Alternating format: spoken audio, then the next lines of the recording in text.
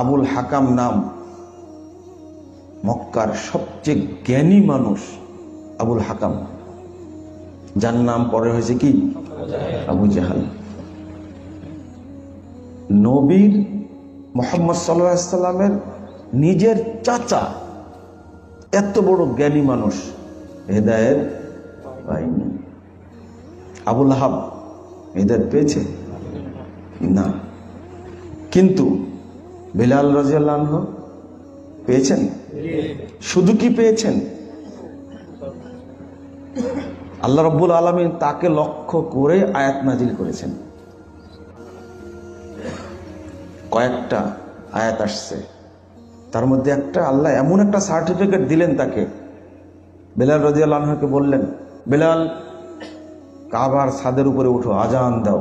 সুবহানাল্লাহি ওয়া বিহামদিহি, কি মর্যাদা! যখন আজান দিচ্ছেন তখন আত্তাব বিন আসিদ বলছেন, মা ওয়াজাদা মুহাম্মাদুন ইল্লা হাদাল গুরাবাল আসওয়াদ। ছি ছি ছি, মুহাম্মদ এই একটা কালো কাক ছাড়া আর কাউকে পেল না। নাউজুবিল্লাহ, কি ভাষাটা প্রয়োগ করছে! সেই আত্তাব বিন আসিদকেও আল্লাহ হেদায়েত দান করেছেন। আর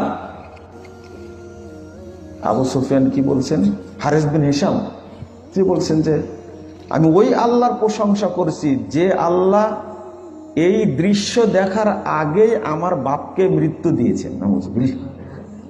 এত বড় খারাপ দৃশ্য দেখে আমার আব্বা মরেনি, এটা খুব ভালো হয়েছে। আর আবু সুফিয়ান বলল, মা বলবো সেই, আমি কিছুই বলবো না। ইখবিরু রব্বুস সামা, আমি কিছু বললেই আসমানের রব মোহাম্মদকে জানাই দিবে। তো জানাই তো দিয়েছেন আল্লাহ, তাই না? এই তিনজনের কথা আল্লাহ সহ্য করেননি।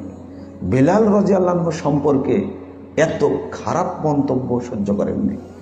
যে মিনার মাঠ থেকে আমরা ফিরে আসলাম, এই মিনার মাঠে রাসূল সাল্লাল্লাহু আলাইহি ওয়াসাল্লাম ভাষণ দেওয়ার সময় গর্জে উঠেছিলেন, ইয়া আইয়ুহান নাস ইন্না রাব্বাকুম ওয়াহিদ ওয়া আবাকুম ওয়াহিদ লা ফাযলা লিআরাবিয়্যিন ওয়ালা আজামিয়্যিন আলা আজামিয়্যিন ওয়ালা আজামিয়্যিন আলা আরাবিয়্যিন ওয়ালা আসওয়াদ আলা আহমার ওয়ালা আহমার আলা আসওয়াদ কুল্লুকুম মিন আদম ওয়া আদম মিন তুরাব ইল্লা বিত্তাকওয়া।